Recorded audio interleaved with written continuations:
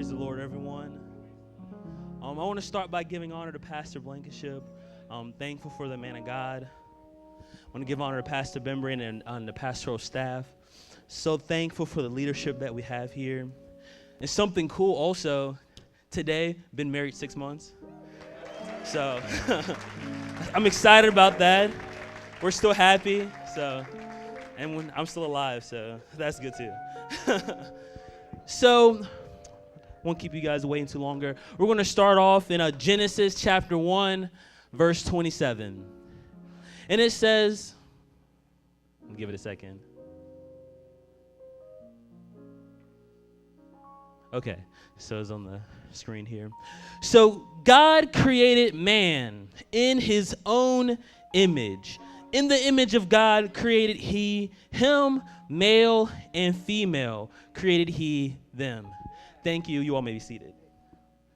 So,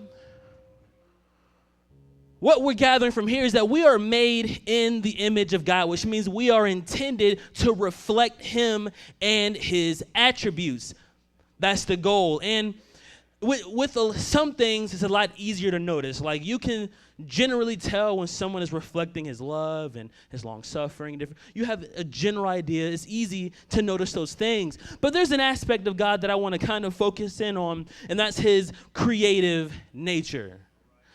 God spoke simply by his will everything into his existence. I don't know about anyone here, but I've never spoken a planet into existence. So that's not exactly how it is reflected in us. We see that aspect of him in us through our imagination. Before God ever spoke, in his mind, he had thought it up and intended for it to be. He had every detail planned out. He imagined what the world would be, then he spoke it. And, we're kind of the same way. In our minds and imagination, we form things that aren't yet in existence, but we can believe in them. Does that sound familiar? Hebrews chapter 11 and 1 says, now faith is the substance of things hoped for, the evidence of things not seen. That sounds mighty close to our imagination. We underestimate the power of our imagination. It is the vehicle or the outlet by which faith works through us.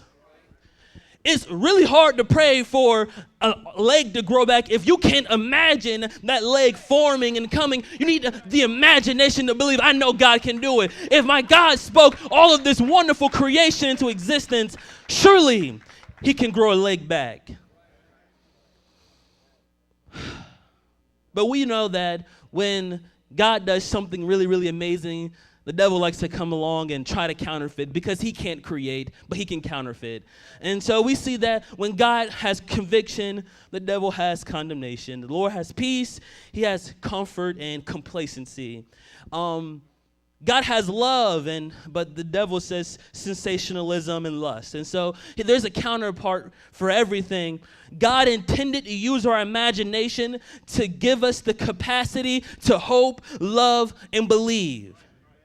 The enemy says, let's use imagination to bring forth regret. Let's all say it together, regret.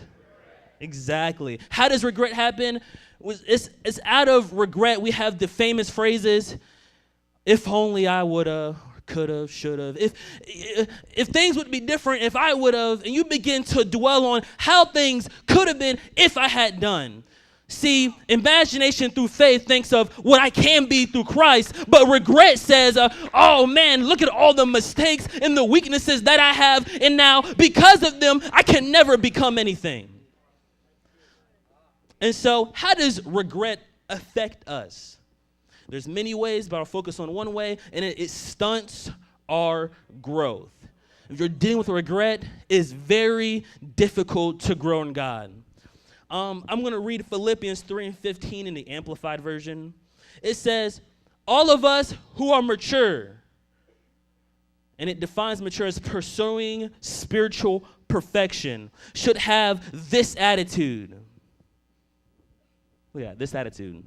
And so Paul here is describing to the Philippian church a way of thinking, an attitude, a type of understanding, but he had just talked about it a couple of verses beforehand. So if we go to verse 13, this is the attitude that he's talking about. Brothers and sisters, I do not consider that I have made it my own yet. But one thing I do, pause. The Apostle Paul says that I haven't even fully embraced this. The man that wrote 2/3 of the New Testament said, I don't fully got it, but I'm still working on it. Here's the attitude. We need to catch this. This is the meat of this right here. Forgetting what lies behind me and reaching forward to what lies ahead. When you have that type of thinking, you have that type of mind, it puts you in the atmosphere and condition to grow. How can you walk forward if all you're doing is looking backwards? It's going to cause you to do what? To stumble more. You'll keep going forward, but you're going to fall a whole lot more. So what's the solution to regret? 2 points. Got to have a grateful attitude. Because when you have gratitude, it brings you back to the right now. Well, God, I don't have that, but then God can chime in, but what about this? When you can think, oh, well, I don't have the nicest car, but you have a car. You're not walking. Oh, well, Lord, I don't have the best house. You're not homeless. You're not sleeping outside. Why are you complaining about the house that you're in? Oh, I have this, that, and... Gratitude. 2, being obsessed with the mission and purpose of Christ. When your mind is consumed with doing what God has called you to do, you're not going to worry about what I could have did. Well, maybe I couldn't have did that, but look what I can do now. What can I put my hands to do now? And in closing, I want to, one more verse, 2 Corinthians chapter 10, verse 5. Casting down imaginations and every high thing that exalted itself against the knowledge of God, and bringing into captivity every thought to the obedience of Christ.